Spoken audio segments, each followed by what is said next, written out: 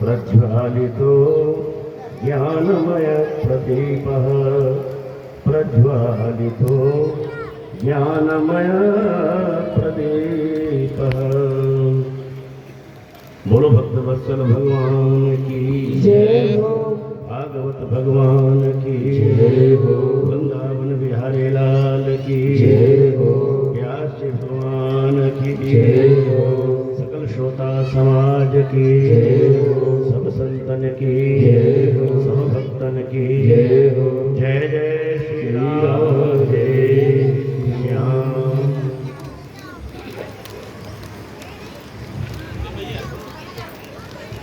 ये मानव जीवन आप सब इस पावन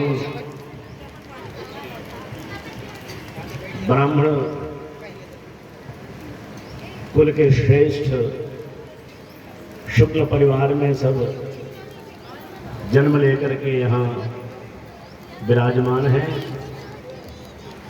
और आप सब अनंत सत्संग और कार्यक्रमों के माध्यम से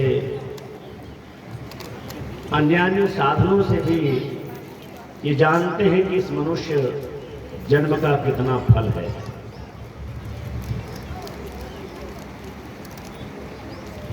सबसे परम फल है इसका, जिसका लाभ आज आप ले रहे हो।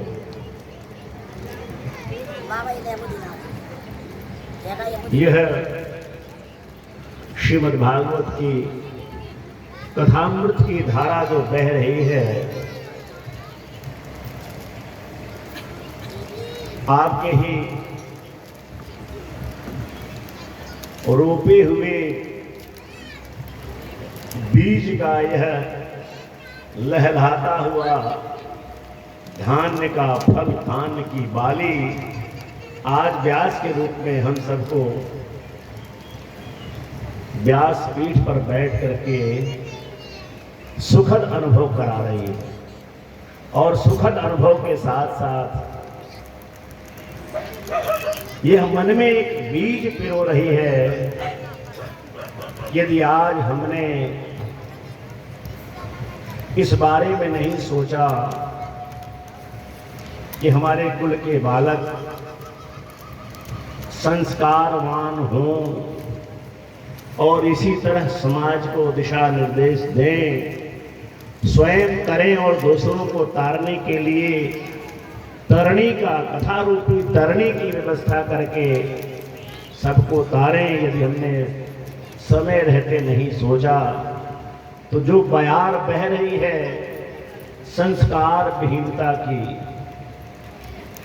आपाधापी में अपने को बड़ा दिखाने के लिए हमारे बच्चे बस कॉन्वेंट से और संस्कार विहीन संस्थाओं से पढ़ने के बाद बहुत जल्दी बड़े बड़े पदों पर जाकर के धन कमाने लग जाएंगे।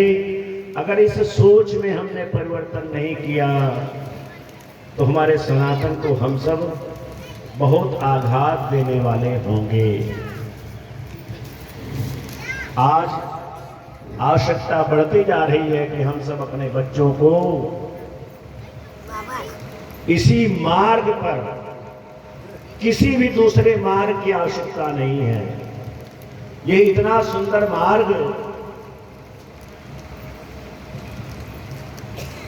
यह कर्मकांड का मार्ग नहीं है, यह ज्ञान का कांड का मार्ग नहीं है, यह भक्ति का मार्ग है, जिस पे चले बिना किसी का भी कल्याण होने वाला नहीं है। समझ में आवे तो और न समझ में आवे तो, स्वीकार किया जाए तो न स्वीकार किया जाए तो, सूर्य से प्रकाश मिलता है, अग्नि में दाहकता है, जल में शीतलता है, वायु में स्पर्श का गुण है। जैसे इन समस्त पदार्थों में नाना प्रकार के तत्त गुण हैं, वैसे ही भक्ति में हमारे आपके कल्याण करने का गुण भरपूर रूप से भरा हुआ है, कहीं कम नहीं है। जैसे इस आम के फल में चारों तरफ रस है, ऐसा नहीं कि इस आम के एक कोने में रस है, एक कोने में रस नहीं है।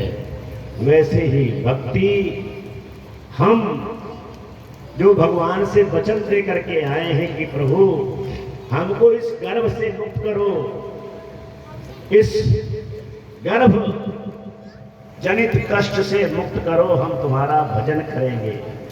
वचन तो हम दे के आए, लेकिन जैसे ही मां के गर्भ से बाहर निकले, माया ने तो घेरा ही, माया ने वो तो प्रतीक्षा कर ही रही थी।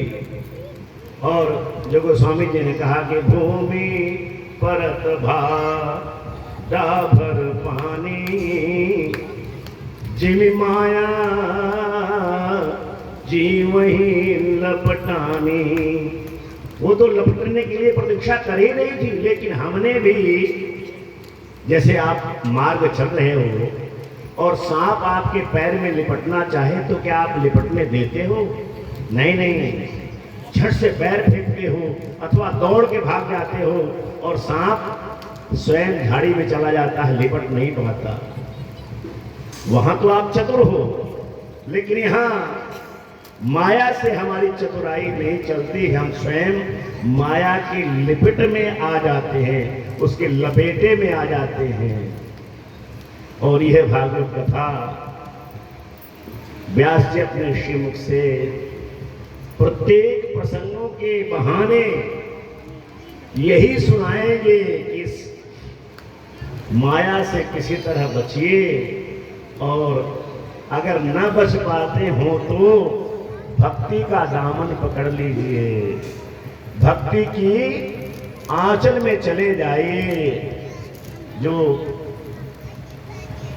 महात्मा कहा ना, कालव्यान मुखग्रास त्रास निर्णास हेतवे। तो काल जो व्याल है, विकराल काल का जो व्याल रूप है, जो सबको ग्रसित करता है, कोई इससे बच नहीं पाता है, तो बचने का एक ही उपाय है, क्या कि भक्ति की आंचल में छुप जाइए। भक्ति की आंचल में जैसे आप आ जाओगे, चारों तरफ काल मंडराता रहेगा।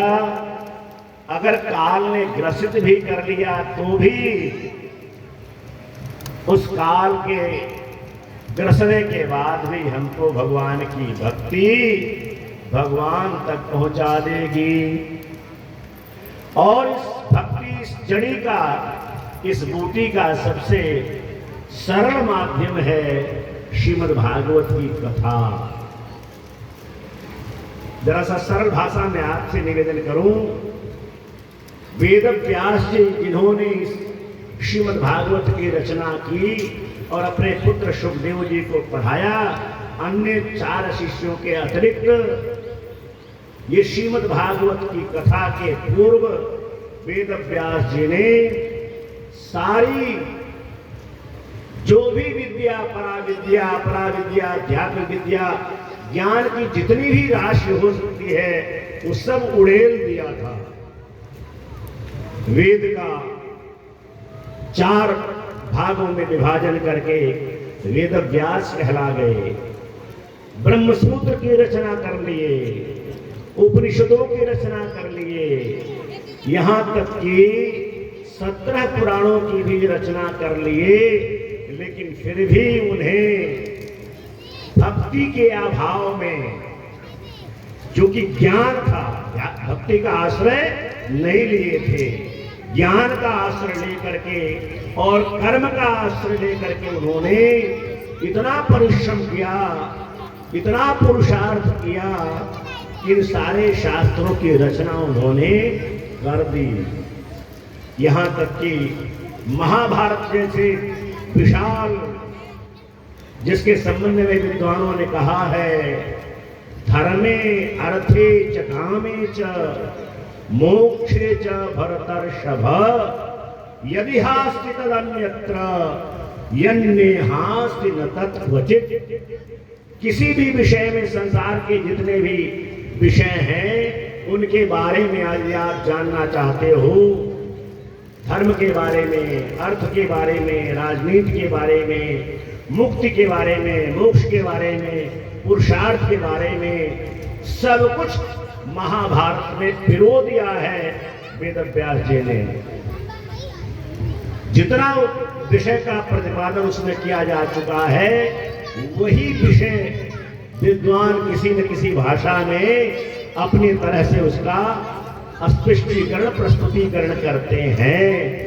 लेकिन इतने के बाद भी व्यास जी को शांति नहीं मिली, क्योंकि व्यास जी भक्ति की शरण में नहीं गए थे।